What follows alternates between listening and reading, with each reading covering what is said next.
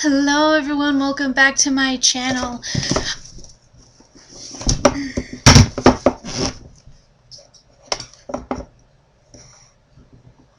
Let's try that again. Take two. St. Therese, if you want to be this.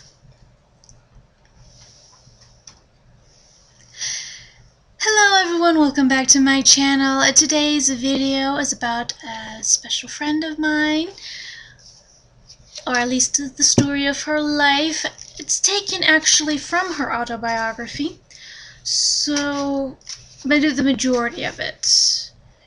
I think there was a bit that was left out, and of course it has been simplified for younger readers.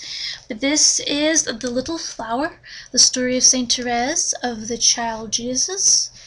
And it says it's by Mary Fabyean Windeatt, but like I just mentioned, it is in fact from St. Therese's autobiography, The Story of a Soul.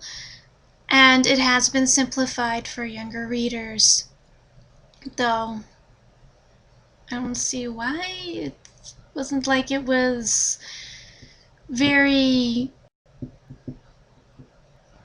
adult, I guess you can say, to begin with. She, passed away in her early 20s, so, I mean, it's not like she's going to, well, and of course she does, it technically is wise beyond her years. She is one of the doctors of the church, so, definitely go read some of her work. She's written quite a bit. She was a big fan of St. Joan of Arc, and she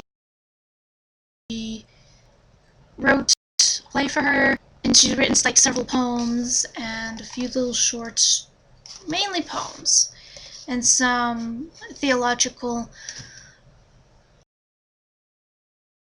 books as well, along with her autobiography. So she was rather productive young lady. But yes, and it also shows how hard she had to work to get there too, to become a saint. And a few times saying, she was a sickly child to begin with, and I think she only got well for a little bit, and then I guess you could say she remained sickly for the rest of her life. She did have tuberculosis, and trying to think what else. I mean, her mother passed away when she was very young. Her father passed away before she did, so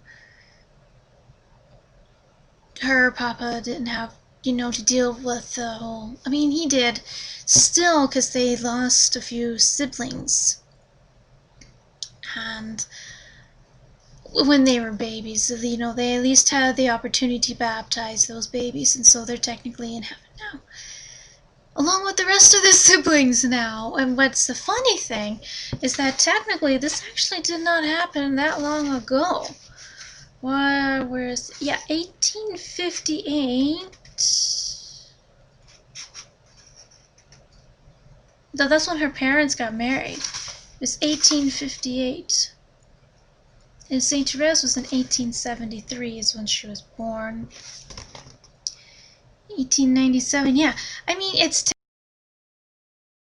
technically now 200 years, but this is quite recent in, terms of, in comparison to some of the other saints. Some of the other saints are like, 1500s, 1300s, early in the very beginning of the church. So, in recent history, St. Therese is actually pretty recent, to be considered a saint, while others are still getting their causes looked into. But, and of course, both of her parents are now considered saints. At the time that this book was, well, of course, this was her autobiography, but at the time, this had been written by Mary Fabyean Windeatt.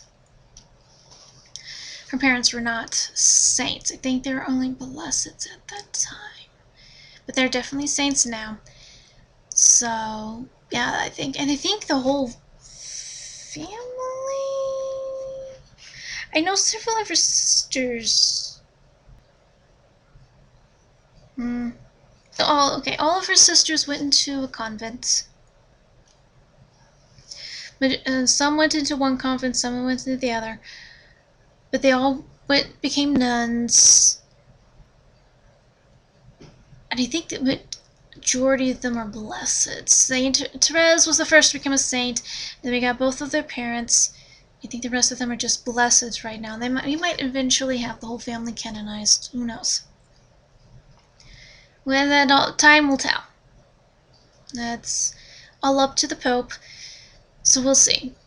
But yeah, she is an interesting little saint to read about, and her temper. Reading about it is like, oh, I think some people might be like, oh, I thought I had a temper, and other people are like, we're actually on the same page here, so this, gives me some hope that I could become a saint as well, just like Saint Therese. And the fact that she's also a doctor of the church. Come on, guys. It's possible. I think that's the main message of Saint Therese is with God, anything is possible. And that's, we're just what we gotta keep praying. Gotta do some sacrificing. Gotta do, well, part of that sacrifice is to stop sinning. That shouldn't be considered a sacrifice, but you never know. So, but yeah. Saint Therese of Lisieux, the little flower. She loves to drop roses, and this is typically the saint that I go to ask for specific answers, because she is never oh gosh, what is she has always sometimes saying never does gets me the wrong way, but she has always given an answer. It might not always be the answer you're looking for, but she has. And sometimes in the strangest of ways. You never know. There's lots of stories about her novenas being answered. I mean, there's one where my mom was praying and the rose that was the answer to her novena came from our own backyard. So it was that, and then the rose bush died.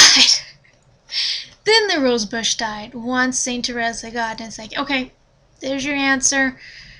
Now it can die. Because everything that we've tried to grow back there has eventually died. Well, that was one of the last things. I mean, besides the tree. Our big tree in the backyard.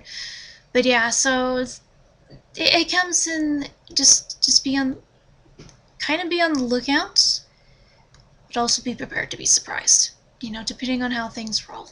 So we'll see. But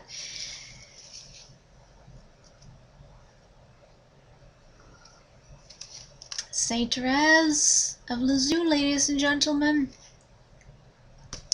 don't ignore her. She will come get you. She can get a lot of people wrapped around her finger real quick. But anyways, thank you for coming to this review. I hope you do and check out her autobiography. If not this version, then the actual version translated from French. And if not that, then maybe some of her other writings. Like I said, she's a doctor of the church.